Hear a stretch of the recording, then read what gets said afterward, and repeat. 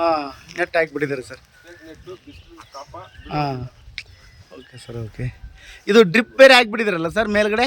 Full over ಆದಾಗ drip ಇದು ಆಗಿದ್ದಾಗ ಸ್ಪ್ರಿಂಕ್ಲರ್ ಬರುತ್ತೆ ಸರ್. ನಾವು ಕೋಲ್ಡ್ ಮಾಡಿದರೆ ಹಾಂ ಹಾಂ ಹಾಂ ಹಾಂ ಟೆಂಪ್ರೇಚರ್ ಮೇಂಟೈನ್ ಮಾಡ್ಬೋದು. ಟೆಂಪ್ರೇಚರ್ ಮೇಂಟೈನ್ ಮಾಡೋದು ಎಲ್ಲ ಫುಲ್ ಬಿಲ್ಡಿಂಗ್ ಮೇಲೆ ಸುತ್ತೂ ಇದೆ ಸರ್ ಇದು ಡ್ರಿಪ್ಪು? ಸುತ್ತು ಇದೆ ಸರ್.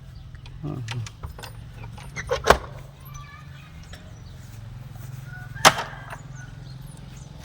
ಸರ್ ಬನ್ನಿ ಹಂಗೆ ಚಪ್ಪಲಿ ಹಾಕೊಂಡೆ ಬನ್ನಿ. ಇಲ್ಲ ಪರವಾಗಿಲ್ಲ ಸರ್ ಪರವಾಗಿಲ್ಲ. ನೋಡಿ ಸರ್ ಇದು ಕ್ಲೀನ್ ಮಾಡ್ತಾ ಇದ್ದೀವಿ. ಹಾಂ ಹಾಂ ಹಾಂ ಇದು ಚಂದ್ರಿಕೆ. Okay okay. ಚಂದ್ರಕಿ ಇದು ಬಂದ್ಬಿಟ್ಟು ನೋಡಿ ಸರ್, ಇದು ನಾನು ಥರ್ಮಾಕೋಲ್ ಹಾಕ್ಸಿದ್ದೀನಿ. ಹಾಂ ಹಾಂ ಹೀಟ್ ಆಗುತ್ತೆ. ಹಾಂ ಈ ಟ್ಯೂಬ್ ಬೀಳಲ್ಲ, ಕೋಲ್ಡು ನಮ್ಗೆ ಇದಾಗೋದಿಲ್ಲ, ಇದಾಗೋದಿಲ್ಲ. ಇದು ಸ್ಟ್ಯಾಂಡ್ ಎಲ್ಲ ಕ್ಲೀನ್ ಮಾಡ್ಬೇಕು ಸರ್. ಇವಾಗ ನಾವೆಲ್ಲ ಫುಲ್ಲು ಕ್ಲೀನ್ ಮಾಡ್ಬಿಟ್ಟು ಎಷ್ಟಿರೋದೆಲ್ಲ ಕ್ಲೀನ್ ಮಾಡ್ಬಿಟ್ಟು ಪ್ರೆಷರ್ ಪಂಪ್ ಅಲ್ಲಿ ಇದು ಮಾಡ್ಬೇಕು. ಇವಾಗೆಲ್ಲ ಇದು ಮಾಡಿದ್ವಿ, ಮೆಡಿಷನ್ 1 ಕೋಟ್ ಹೊಡೆದು ಒಟ್ಟು ತೊಳಿತಾ ಇದ್ದೀವಿ. ನಮಗೆ ನೋಡಿ ಸರ್, ಇದು ಟೆಂಪ್ರೇಚರ್ ಅಂತ ಇದೆ. ಹಾಂ ಇದರಲ್ಲಿ ನಮಗೆ ಎಷ್ಟಿರುತ್ತೆ ಹ್ಯುಮಿಡಿಟಿ? ಹಾಂ ನೋಡಿ ಸರ್, 23.9 ಇದೆ. 23.9 ಇದೆ ಈಗ. 71 ಹಾಂ ಹ್ಯುಮಿಡಿಟಿ ಇದೆ. ಹಾಂ ಓಕೆ. ಇದರಲ್ಲಿ ನಾವು ನೋಡ್ಕೊಂಡು ಕೋಲ್ಡ್ ಆದರೆ ರೈಸ್ ಮಾಡ್ಕೊಬೇಕು, ಹೀಟ್ ಆದರೆ ಕೋಲ್ಡ್ ಮಾಡ್ಕೊಬೇಕು. ಇದು ನಮಗೆ ಒಂದು ಮಾಹಿತಿ ಕೊಡುತ್ತೆ. ಪರವಾಗಿಲ್ಲ ಸರ್, ಚೆನ್ನಾಗಿ ಇದು ಮಾಡಿದ್ದೀರಾ ಸರ್. ಇದು ಉದ್ದಾಗಲ ಎಷ್ಟಿದೆ ಸರ್ ಶೆಡ್ಡು? ಶೆಡ್ ಬಂದು 67 ಅಡಿ 25 ಅಡಿ ಸರ್. 67 ಅಡಿ 25 ಅಡಿ ಉದ್ದಾಗಲ ಇದೆ. ಎಷ್ಟು ಬಂದು ಸರ್ ಟೋಟಲ್ ಖರ್ಚು? ಸರ್ ಖರ್ಚು ಬಂದುಬಿಟ್ಟು ನಾನೇನು ಲೆಕ್ಕ ಹಾಕಿಲ್ಲ. ಒಂದು 8 ಲಕ್ಷ ರೂಪಾಯಿ ಬಿಲ್ಡಿಂಗ್ ಮಾಡಿದ್ದೆ. ಅದರಲ್ಲಿ 3 ಲಕ್ಷ ರೂಪಾಯಿ ನನಗೆ ಸಬ್ಸಿಡಿ ಕೊಟ್ಟರು ಇಲಾಖೆಯಿಂದ. ಇದು ಮಾಡ್ಕೊಂಡು ಇದು ಸೆಕೆಂಡ್ಸು ಒಳ್ಳೆ ಇದು ಯಾರೋ ಒಂದು 2 ಬೆಳೆ ಮೇಸ್ಲಾರ್ದ ಬಿಟ್ಬಿಟ್ಟಿದ್ರು.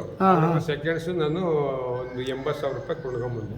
ಇದು ಎಲ್ಲ ಸ್ಟ್ಯಾಂಡ್ ಎಲ್ಲ ಸ್ಟ್ಯಾಂಡ್ಗಳು. ಓಕೆ ಸರ್, 80,000 ರೂಪಾಯಿ ಕೊಂಡ್ಕೊಂಡ್ಬಂದ್ರಿ. ಶಿಫ್ಟ್ ಮಾಡ್ಕೊಂಡೆ.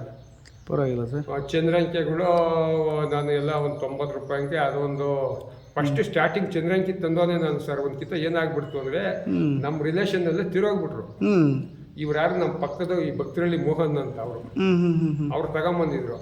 ನಾನು ಅವ್ರ ಫೋನ್ ನಂಬರ್ ತಗೊಂಡು ಇದರಲ್ಲಿ ಬೆಂಗಳೂರಲ್ಲಿ ಹೋಗ್ಬಿಟ್ಟು ಫಸ್ಟ್ ಸ್ಟಾರ್ಟಿಂಗಾಗ ಒಂದು 100 ಚಂದ್ರಂಕಿ ತಗೊಂಬಂದು. ಫಸ್ಟ್ ನಾವೆಲ್ಲ ಬಿದಿರು ಚಂದ್ರಂಕಿಗೆ ಅದು ಹಾಕ್ಬೇಕಾಯ್ತು, ಲೇಬರ್ಸ್ ಜಾಸ್ತಿ ಬೇಕಾಯ್ತು.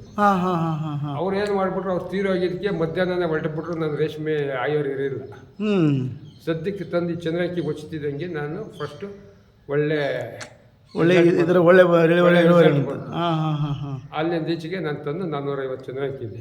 450 ಚಂದ್ರಂಕಿ ಸರ್. ಇದು ಉದ್ದ 65 25 ಇದೆಯಲ್ಲ, ಎಷ್ಟು ಲಿಂಕ್ಸ್ ಮೇಯಿಸ್ಬೋದು ಸರ್ ರೇಷ್ಮೆ ಹುಳುಗಳ? ಸರ್ ಇದರಲ್ಲಿ ಒಂದು ಟೈಮ್ಗೆ ಒಂದು 250ರಿಂದ 300. ಅದು ಏಕೆ ಅಂದರೆ ಬೇಸಿಗೆನಲ್ಲಿ ಸ್ವಲ್ಪ ತೆಳುವಲ್ಲಿ ಇಡಬೇಕು.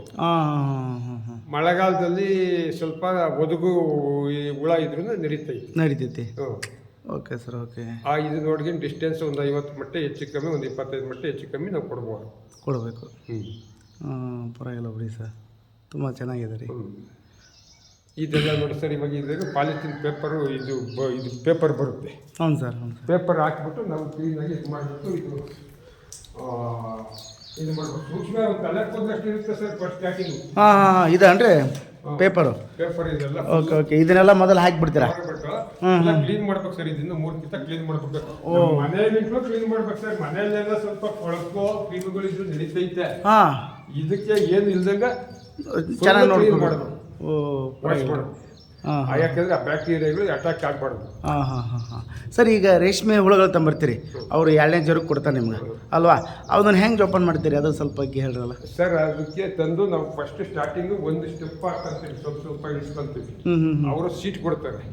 ಆ ಸೀಟ್ ಕೊಟ್ಟಾಗ ನಾವು ಅದಕ್ಕೆ 3 ಟೈಮು ಅದು ಹೇಳಿದ್ನಂದ್ರೆ ಇವಾಗ ಎಳಸು ಸೊಪ್ಪು ಕಟ್ ಮಾಡ್ಬಿಟ್ಟೆ ನಾವು ಮುದ್ದೆ ತಿನ್ಸಿದ್ರೆ ಆ ಥರ ಇತ್ರ ಅನ್ನ ಹಾಲು ಏನಾಗಿ ಕೊಡ್ಬೇಕು ಆ ಥರ ಕೊಟ್ಕೊಂಡು ಹಂತವಾಗಿ ಬಲ್ಕೆ ಸೊಪ್ಪು ಕೊಟ್ಕೊಂಡು ಓದ್ತಾ ಇರ್ಬೇಕು. Okay okay. ಅದನ್ನ ನೋಡ್ಕೊಂಡು ಅದನ್ನ ಫಸ್ಟ್ ನಾವು ಒಂದು ಸ್ಟ್ಯಾಂಡಲ್ಲಿ ನಿಲ್ಸ್ಕೊಂತೀವಿ ಸರ್. ಇದು ಒಂದು ಸ್ಟ್ಯಾಂಡ್ ನಿಲ್ಸ್ಕೊಂಡಿದ್ದು 10 ಸ್ಟ್ಯಾಂಡ್ಗೂ ಲಾಸ್ಟ್ವರೆಗೆ ಆಗುತ್ತೆ. ಹಂತವಾಗಿ ಹೆಚ್ಚಿಸ್ಕೊಂಡು ಸ್ಥಳಾವಕಾಶ ಕೊಡ್ಬೇಕು. ಅಣ್ಣ, ಈಗ ನೀವು ಮೊದಲು ಈಗ 150 ಲಿಂಕ್ಸ್ ತಂಬರ್ತೀರ ಒಂದ್ಸಾರಿ. ಆ ಲಿಂಕ್ಸ್ ತಂಬರ್ಬೇಕಾದ್ರೆ ಎಷ್ಟು ಖರ್ಚಾಗುತ್ತಣ್ಣ? ಆ ಒಂದು ಇದಕ್ಕೆ ಅವರು ಇದು ಮಾಡಿ 150 ಮಟ್ಟಿಗೆ ಒಂದು 7,500 ರೂಪಾಯಿ ತಗೊಂತಾರೆ ಸರ್. ಅವ್ರು ಟ್ರಾನ್ಸ್ಪೋರ್ಟ್ ತಂದು ನಮಗೆ ಇಲ್ಲೇ ಡೆಲಿವರಿ ಕೊಡ್ತಾರೆ. 7,500 ರೂಪಾಯಿ ಆಗುತ್ತೆ. 7,500 ರೂಪಾಯಿ. ಓಕೆ. ಮತ್ತು ನಿಮ್ಮದು ಖರ್ಚು ಎಷ್ಟಾಗುತ್ತೆ ಟೋಟಲಿ? ಅದು 20 ದಿನದವರೆಗೂ ಮೇಯ್ಸೋಕ್ಕೆ ಎಷ್ಟು ಬರುತ್ತೆ? ಎಲ್ಲ ಲೇಬರ್ಸ್ ಎಲ್ಲ ಸೇರಿದ್ರೆ ಒಂದು 30,000 ರೂಪಾಯಿ. 30,000 ರೂಪಾಯಿವರೆಗೂ ಬರುತ್ತೆ. ಆದಾಯ ಎಷ್ಟು ಮಾಡ್ಬೋದಣ್ಣ ಅಂದಾಜು? ಆದಾಯ ಅಂದರೆ ಒಂದು 70,000 ರೂಪಾಯಿ ಅವರೇಜ್ ಬೆಳೆ 100% ಬಂತು ಅಂದ್ರೆ ಇದರಲ್ಲೂ ಲಾಸ್ಟ್ ಮೂಮೆಂಟಾಗ ಏಟು ತಿಂತೀವಿ ಸರ್. ಹಾಂ ಹೌದಲ್ರಿ. ಅದು ಮೂಮೆಂಟಾಗ ರೋಗಗಳು ಬಂದು ಅಟ್ಯಾಕ್ ಆಗುತ್ತೆ. ಯಾಕೆ ರೋಗ ಬರುತ್ತೆ ಅಂದರೆ ಅಕಸ್ಮಾತ್ ವೆದರ್ ಚೇಂಜ್ ಆಗಿ ಇವತ್ತು ಈ ವೆದರ್ ಐತೆ, ಸಾಯಂಕಾಲ ಮಳೆ ಬಂದ್ಬಿಡ್ತು ಅಂದರೆ ವೆದರ್ ಚೇಂಜ್ ಆದರೆ ಬದಲಾಗುತ್ತೆ. ಇಲ್ಲ ನಮ್ಮ ಸಾಕಾಣಿಕೆ ಮೇಲೇನು ಸ್ವಲ್ಪ ನೆಗ್ಲೆಕ್ಟ್ ಮಾಡಿದ್ರೆ ಇದಾಗುತ್ತೆ. ಇಲ್ಲ ಚಾಕಿನಲ್ಲಿ ಫಾಲ್ಟ್ ಏನೋ ಇದ್ದು ಅಕಸ್ಮಾತ್ ಇವಾಗ ಏನಾಯ್ತು ಅಂತಂದ್ರೆ ಪಕ್ಕದಲ್ಲಿ ಒಬ್ಬ ರೋಗದವನು ಇದ್ದು ಇದು ಅದನ್ನ ಕರ್ಕೊಂಡ್ ಪೋಷಣೆ ಮಾಡೋ ಪಕ್ಕದಂಗೂ ಅಟ್ಯಾಕ್ ಆಗ್ಬೋದು. ಓ ಹೌದಲ್ಲ. ಆ ಥರ ಚಾಕಿನಾಗ ಏನಾನ ಡಿಫ್ರೆಂಟ್ ಇದ್ರು ಅದು ಇದಾಗುತ್ತೆ. ಒಂದು 75% ಬಂದ್ರು ಒಂದು 60,000 ರೂಪಾಯಿ. ಇಲ್ಲ ಅಂದ್ರೆ ಒಂದು 75,000 80,000 ರೂಪಾಯಿ ಅವರೇಜ್ 500 ರೂಪಾಯಿ ರೇಟ್ ಇದೆ ಅಂದ್ರೆ 500 ರೂಪಾಯಿ ಇದ್ರು ಒಂದು 70-80,000 ರೂಪಾಯಿ ಆಗುತ್ತೆ. ಒಂದು 30,000 ರೂಪಾಯಿ ಖರ್ಚು ಹೋದ್ರೆ ಒಂದು 40 ಮೊಟ್ಟೆಗೆ 150 kg ಬರುತ್ತೆ. ಅವರೇಜ್ ಅಂದ್ರೆ ಒಂದು 500 ರೂಪಾಯಿ ರೇಟ್ ಅಂದ್ರೆ 75,000 ಆಗುತ್ತೆ. ಇಲ್ಲ 90%, 80%, 75% ತಗೊಂತೀವಿ ಅಂದ್ರೂ ಅದು ನಮಗೆ ಲಾಸ್ ಇಲ್ಲ ಸರ್. ಲಾಸ್ ಏನಿಲ್ಲ. ಒಂದು 30,000 ಹೋದ್ರೂ 30,000 ಆದಿಕ ಇರುತ್ತೆ. ಓಕೆ. ಪ್ರತಿ ತಿಂಗಳು ಬೆಳೆ ಆಗುತ್ತೆ.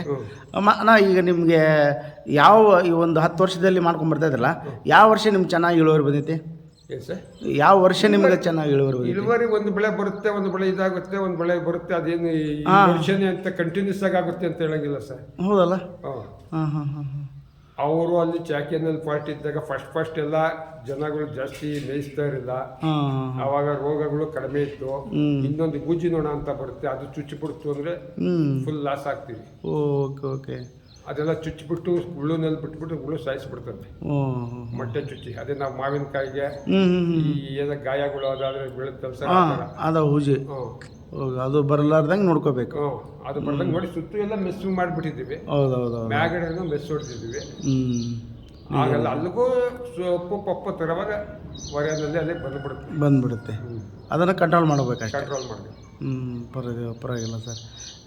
ಅಂದರೆ ನೀವು ಒಂದು ಏನಂತಂದ್ರೆ ಒಂದು ಪ್ರತಿ ತಿಂಗಳು ಒಂದು 30-35 ಸಾವಿರ ರೂಪಾಯಿವರೆಗೆ ಆದಾಯ ಮಾಡ್ಬೋದು. 30,000 ರೂಪಾಯಿ ಇರುತ್ತೆ ಆದಾಯ ಮಾಡ್ಬೋದು, ಏನು ಚಿಂತೆ ಇಲ್ಲ. 30,000 ರೂಪಾಯಿ ಇರುತ್ತೆ ಆದಾಯ. ಮತ್ತೆ ಈ ರೇಷ್ಮೆ ಕೃಷಿ ಬಗ್ಗೆ ಏನು ಹೇಳಕ್ಕೆ ಇಷ್ಟಪಡ್ತೀರಾ? ಬೇರೆ ಕೃಷಿಗೂ ಈ ಕೃಷಿಗೂ ಏನು ವ್ಯತ್ಯಾಸ? Number 1 sir. ಬಡ ರೈತನು ಕೊಂಡು ಮೇಯಿಸ್ತೀನಿ ನಾನು. ಇವತ್ತು ಕೂಲಿ ಮಾಡಕ್ಕೆ ಹೋಗ್ಬಿಟ್ಟು ಆಚೆ ಕಡೆ 15,000 ಕೂಲಿ ತರ್ತೀನಿ ಅಂತ ಅವನೇನು ಮನೆ ಇಲ್ಲ ಒಂದು ಗುಡಿಸ್ಲಿದ್ರು ಮೇಯಿಸ್ಕೊಬೋದು. ಮೇಯಿಸ್ಕೊಂಡ್ರೆ ಅವನೊಂದು 20,000 ರೂಪಾಯಿ 25,000 ರೂಪಾಯಿ ಲಾಭ ಮಾಡ್ಬೋದು. Okay sir. ಓಕೆ. ಇನ್ನೊಂದು ಇದಕ್ಕೆ ಏನೇ ವೇಸ್ಟ್ ಇಲ್ಲ. ಇದು ತಿಂದಿದ್ದು ಸೊಪ್ಪಿಂದೆಲ್ಲ ತಗೊಂಡು ಗೊಬ್ಬರ ಮಾಡ್ಬೋದು. ಇಕ್ಕೆ ಬಂದು ಇದಾಗ್ಬೋದು. ಖರ್ಚು ಕಮ್ಮಿ, ಮೇಂಟೆನೆನ್ಸ್ ಕಮ್ಮಿ. ಅದೇ ಈ ಕೋಸು ಇನ್ನೊಂದಾದ್ರೆ ಕಳೆ ಇದು ಮಾಡು, ಅದಕ್ಕೆ 4-5 ಕಿತ್ತ ಮದ್ದೊಡಿ ಲಾಗ್ ಓಡಾಕ್ತಾರೋ ಅದನ್ನ ಸಾಲ್ವ್ ಮಾಡು, ಅದನ್ನ ಕಟಾವ್ ಮಾಡು. ಮಾರ್ಕೆಟ್ ಇಲ್ಲ ಅಂದ್ರೆ ಇದು ಮಾಡ್ಬೋದು. ಇದು ಮಾಡ್ಬೋದು. ಇದೇನಿಲ್ಲ ಸರ್, ಅವರೇಜ್ ಅಂದ್ರೆ ಈಗ ಮಾರ್ಕೆಟ್ ಆ ಕೊರೋನಾದಲ್ಲಿ 250-300 ಮಾರ್ಗ ಬಂದ್ವಿ ಸರ್ ನಾವು ಫಸ್ಟ್ ಟೈಮ್ ಕೊರೋನಾ ಬಂದಾಗ. ಹೌದಾ? ಅವಾಗೂ ಏನು ನಮಗೆ ಒಂದು ವರ್ಷ ಲಾಸ್ಟ್ ಇಲ್ಲ. ಸೆಕೆಂಡ್ ಟೈಮ್ ಕೊರೋನಾ ಬಂದಾಗ 950 ಮಾರ್ಗ ಬಂದ್ವಿ. 1 kg. ಪರವಾಗಿಲ್ಲ, ಅದರದ್ದು ಅಲ್ಲಿ ಬಂದ್ಬಿಡ್ತು. ಪರವಾಗಿಲ್ಲ ಸರ್. ಓಕೆ ಸರ್, ಒಳ್ಳೆ ಮಾಹಿತಿ ಕೊಟ್ಟಿದ್ರಿ. ತಮ್ಮ ಹೃತ್ಪೂರ್ವಕ ಧನ್ಯವಾದಗಳು ಸರ್. ನಮಸ್ಕಾರ ಸರ್. ಚಂದ್ರಕಾಯಿಗೆ ಹಾಕಿದ್ರೆ ಬಿಡಿಸ್ಬೇಕು. ಚಂದ್ರಕಾಯಿ ಅದು ಒಂದೊಂದೇ ಹುಳು ಹಾಕ್ಬೇಕಾಗಿತ್ತು. ಇವಾಗ ಏನಿಲ್ಲ, ಅದು ಬಂದು ಸ್ಟ್ಯಾಂಡಲ್ಲಿ ಹೊಚ್ಕೊಂಡು ಹೋಗ್ಬಿಟ್ರೆ ಕ್ಲೀನಾಗ ಅದರ ಗುಡ್ದಾಗುತ್ತೆ. 4 ದಿವಸ ಬಿಟ್ಬಿಟ್ಟು ಅದನ್ನ ಎತ್ತಿ ಗೂಡು ಬಿಡಿಸ್ಕೊಂಡ್ಬಿಟ್ಟು ವೇಸ್ಟ್ ಎಲ್ಲ ಟ್ರಾಕ್ಟರ್ ಇರ್ತದೆ ತಗೊಂಡು ಆಚೆ ಕಡೆ ಹಾಕಬೇಕು. ಇದಕ್ಕೆ ಎಷ್ಟು ಬಿತ್ತು ಸರ್? ಇದಕ್ಕೆ ರೂಮ್ ಟೆಂಪ್ರೇಚರ್ಗೆ? ಇಲ್ಲ ಸರ್, ಇದು ಒಂದು 250-300 ಮಾರ್ಕೆಟಲ್ಲಿ ಸಿಗುತ್ತೆ. ಹೌದಲ್ಲ? ಪರವಾಗಿಲ್ಲ ರೀ, ಸಿಗುತ್ತೆ. ಓಕೆ. ನೋಡಿದ್ರಲ್ಲ ರೈತ ಬಾಂಧವರೇ, ನಮ್ಮ ಮರಿಗೌಡ್ರನವರು ಈ ರೇಷ್ಮೆ ಕೃಷಿ ಬಗ್ಗೆ ಒಂದು ಒಳ್ಳೆಯ ಸಂಪೂರ್ಣ ಮಾಹಿತಿ ಕೊಟ್ಟರು. ಮತ್ತು ಏನಂತಂದ್ರೆ ಮೇಲುಗಡೆ ಸ್ಪ್ರಿಂಕ್ಲರ್ ಹಾಕಿದ್ದಾರೆ, ಹೀಟ್ ಟೆಂಪ್ರೇಚರ್ ಕಾಪಾಡ್ಕೋಬೇಕಂತಂದು. ಮತ್ತು ಟೆಂಪ್ರೇಚರ್ ಜಾಸ್ತಿ ಆಯ್ತಪ್ಪ ಅಂದ್ರೆ ಅದೊಂದು ಟೆಂಪ್ರೇಚರ್ ಇಂಡಿಕೇಟರ್ ಒಂದು ಇದನ್ನು ತಂದಿದ್ದಾರೆ, ಒಂದು ಮಷಿನ್ ತಂದಿದ್ದಾರೆ. ಹೌದಲ್ಲ ಸರ್? ಅದು ಎಲ್ಲ ತೋರಿಸುತ್ತೆ ಎಷ್ಟು ಟೆಂಪ್ರೇಚರ್ ಇದೆ ಏನು ಅನ್ನೋದ್ರ ಬಗ್ಗೆ. ಅದರಿಂದ ಅವರು ರೂಮ್ ಟೆಂಪ್ರೇಚರ್ನ ಕಾಪಾಡ್ಕೊತಾರೆ. ಇವರು ಒಂದು ರೇಷ್ಮೆ ಕೃಷಿ ಹೇಗೆ ಅನಿಸಿದ್ರು ಅನ್ನೋದ್ರ ಬಗ್ಗೆ ಕಮೆಂಟ್ ಮುಖಾಂತರ ತಿಳಿಸಿ ವೀಕ್ಷಕರೇ. ಮತ್ತು ಇವರು ಒಂದು ಏನಂತಾರಲ್ಲ, ಪ್ರತಿಯೊಂದು ಒಬ್ಬರು ರೈತರ ಒಂದು ಕೃಷಿ ಅನುಭವ ಇದೆಯಲ್ಲ, ಒಬ್ಬೊಬ್ರಿಗೆ ಪಾಠ ಆಗುತ್ತೆ. ನಂಬರ್ 1 ಪಾಠ ಆಗುತ್ತೆ. ಅದಕ್ಕೆ ಕೆಲವೊಬ್ಬರು ಎಲ್ಲೇ ಒಂದು ಕಡೆ ಎಡುತ್ತಿರ್ತಾರೆ ರೇಷ್ಮೆ ಬೆಳಿಬೇಕಾದ್ರೆ. ಅಂಥವ್ರಿಗೆ ನಮ್ಮ ಮರಿಗೌಡರನ್ನವರು ವಿಡಿಯೋ ತೋರಿಸಿ ಅವರು ಕೂಡ ಮುಂದೆ ಬರಲಿ. ಅಲ್ವಣ್ಣ? ಅಮ್ಮ ಬರ್ಬೇಕು ಸರ್, ಶ್ರದ್ಧೆ ಮುಖ್ಯ. ಅವರು ಏನೇ ಶ್ರಮ ಪಟ್ಟರು ಶ್ರದ್ಧೆ ಒಳಗಡೆ ಮಾಡಿದ್ರೆ ಫಲ ಕೊಟ್ಟೇ ಕೊಡುದು. ಹಾಂ ಸರಿ. ಅರ್ಧ ಬೆಳೆ ಆದ್ರೆ ಅವರು ಇದಕ್ಕೆ ಲಾಸ್ ಅಂತ ಒಂದು ರಾಗಿ ಬೆಳಿಬೇಕಾದ್ರೆ ಒಂದು ವರ್ಷ ಬೆಳಿಬೇಕು, ರಾಗಿ ಜೋಳ ಬೆಳಿಬೇಕಾದ್ರೆ ವರ್ಷ ಬೆಳಿಬೇಕು, ತರಕಾರಿ ಬೆಳಿಬೇಕಾದ್ರೆ 6 ತಿಂಗಳು ಬೆಳಿಬೇಕು. ಇದೇನಿಲ್ಲ ಸರ್, 6 ತಿಂಗಳು 3 ಬೆಳೆ ಇಲ್ಲ, ಅಟ್ಲೀಸ್ಟ್ ಈ 2 ತಿಂಗಳು ಬೆಳೆ ಆದ್ರೂ ಮಾಡ್ಕೊಬೋದು. 2 ತಿಂಗಳು ಬೆಳೆ ಆದ್ರೆ ಮಾಡ್ಕೊಬೋದು. 2 ಬೆಳೆ ಆದ್ರೂ ಮಾಡ್ಕೊಬೋದು. ಅವ್ರೆ ಸರಿ. ನೋಡಿದರೆ ರೈತ ಬಂದರೆ ಅದಕ್ಕೆ ಹೇಳ್ತಾ ಇರೋದು, ನಮ್ಮ ಮರಿಗೌಡರನ್ನಾರು ಒಂದು ರೇಷ್ಮೆ ಕೃಷಿ ಇದೆಲ್ಲ ಕೆಲವೊಬ್ಬರಿಗೆ ಪಾಠ ಕೂಡ ಆಗುತ್ತೆ, ಸರಿನಾ? ಅದಕ್ಕೋಸ್ಕರ ಪ್ರತಿಯೊಂದು ಒಬ್ಬ ರೇಷ್ಮೆ ಕೃಷಿಗಾರರು ನೋಡಿ ಮತ್ತು ಇವರ ರೇಷ್ಮೆ ಕೃಷಿ ಅನುಭವ ಮಾತುಗಳಿದಾವಲ್ಲ, ತುಂಬ ಏನಂತಾರಲ್ಲ, ಪ್ರತಿಯೊಂದು ಮಾತು ಕೂಡ ತೂಕವಾದ ಮಾತುಗಳೇ. ಅದಕ್ಕೆ ಹೇಳೋದು, ಪ್ರತಿಯೊಬ್ಬರಿಗೆ ಶೇರ್ ಮಾಡಿ ಮತ್ತು ಇವರು ಕೃಷಿ ಹೇಗೆ ಮಾಡಿದ್ದಾರೆ ಅನ್ನೋದ್ರ ಬಗ್ಗೆ ಕಮೆಂಟ್ ಮುಖಾಂತರ ತಿಳಿಸಿ. ಮತ್ತೆ ಮುಂದಿನ ಸಿಗೋಣ ರೈತ ಬಂದವರು. ಎಲ್ಲರಿಗೂ ನಮಸ್ಕಾರ. ತೋಟದಲ್ಲಿ ಏನು ಕೆಲಸ ಅಂತ ನಾವು ಬೆಳಗ್ಗೆ ಸಾಯಂಕಾಲ ಮಾಡಬೇಕು ಅನ್ನೋದಿಲ್ಲ ಸರ್. ಬೆಳಗ್ಗೆ ಮಾಡಿಬಿಟ್ಟು 8 ಗಂಟೆ 9 ಗಂಟೆ ಯಾವುದೇ ಒಂದು ಒಬ್ಬ ಆಫೀಸರ್ ಮಾಡ್ಕೊಂಬೋದು ಸರ್ ಈ ಕೆಲಸ. ಹೌದಲ್ರಿ? ಬೆಳೆ ಬೆಳೆದು 10 ಗಂಟೆಗೆ 10ವರೆಗೆ ಆಫೀಸ್ಗೆ ಹೋಗ್ತಾನೆ, 5ವರೆಗೆ ಬರ್ತಾನೆ ಒಬ್ಬ ಆಫೀಸರು. ಸಂಬಳನೂ ಬರ್ತೈತೆ. ಅವನು ಲ್ಯಾಂಡ್ ಇದ್ದು ಬಿಟ್ರೆ 10 ಗಂಟೆಗೆ ಬೆಳಗ್ಗೆ 6 ಗಂಟೆಗೆ ಎದ್ದು ಸೊಪ್ಪು ಹಾಕ್ಬಿಟ್ಟು ತಗೊಂಡೋಗ್ಬಿಟ್ಟು ಸೊಪ್ಪು ಕುಯ್ದುಬಿಟ್ಟು 10 ಗಂಟೆಗೆ ಆಫೀಸ್ಗೆ ಹೋದ್ರು 11 ಗಂಟೆಗೆ ಆಫೀಸ್ ಮುಗಿಸ್ಕೊಂಡು ಆತ ಬಂದು 5ವರೆಗೆ ಬಂದ್ಬಿಟ್ಟು ತಿರ್ಗಾ ಬಂದು 6 ಗಂಟೆ ಮೇಲೆ 8 ಗಂಟೆಗೆ ಸೊಪ್ಪು ಹಾಕೊಂಡು ಮೇಂಟೈನ್ ಮಾಡ್ಕೊಂಬೋದು ಸರ್. ಹೌದಲ್ಲ? ಇಲ್ಲಿ ನಿಮ್ಮೂರಲ್ಲಿ ಮಾಡಿದಾರೆ ಆ ಥರ? ಮಾಡ್ತಾವ್ರೆ ಸರ್. ಹೌದಲ್ಲ? ಮಾಡ್ತಾವ್ರೆ. Okay okay okay. ಯಾವುದೇ ಒಂದು ಫ್ಯಾಕ್ಟ್ರಿ ಒಳಗಡೆ ಏನು ತೇವಾಗಿ ಬಂದು ಜನರಲ್ ಶಿಫ್ಟ್ ಮಾಡ್ಕೊಂಬಂದು ಈ ಬೆಳೆ ಮಾಡ್ಬೋದಲ್ಲ. ಅದೇ ಬೇರೆ ಒಂದು ನಾನು ತೋಟದಲ್ಲಿ ಮಾಡ್ತೀನಿ ಅಂದರೆ ಅದು ಆಗೋದಿಲ್ಲ ಸರ್. ತೋಟದಲ್ಲಿ ಬೆಳಗ್ಗೆ ಸಾಯಂಕಾಲ ತಗೊಂಡು ಒಂದು ಹಸು ಕಟ್ಕೊಂಡ್ರು ಬೆಳಗ್ಗೆ ಸಾಯಂಕಾಲ ತಕ ಇರ್ಬೋದು. ಈ ರೇಷ್ಮೆ ಹಂಗಿಲ್ಲ ಸರ್, ಬೆಳಗ್ಗೆ ಸಾಯಂಕಾಲ 2 ಟೈಮ್ ಮೇಂಟೈನ್ ಮಾಡಿಬಿಟ್ರೆ ಇದು 100% ಬೆಳೆ ತಗೋಬೋದು. Okay okay sir. ನೋಡಿದ್ರಲ್ಲ ರೈತ ಬಂದರೆ, ನಮ್ಮ ಮರಿಗೌಡರನ್ನಾರು ಒಂದು ಮಾತುಗಳಿದಾವಲ್ಲ, ತುಂಬ ಅತ್ಯುತ್ತಮ ಮಾತುಗಳು. ಈ ಥರ ಮಾತುಗಳು ಯಾರೂ ಹೇಳಲ್ಲ, ಕೆಲವೊಬ್ಬರು ಮಾತ್ರ ಹೇಳ್ತಾರೆ. ಅದಕ್ಕೋಸ್ಕರ ಇವರ ಒಂದು ಕೃಷಿ ಬಗ್ಗೆ ಕಮೆಂಟ್ ಮುಖಾಂತರ ತಿಳಿಸಿ. ಮತ್ತೆ ಮುಂದಿನ ಸಿಗೋಣ. ಎಲ್ಲರಿಗೂ ನಮಸ್ಕಾರ.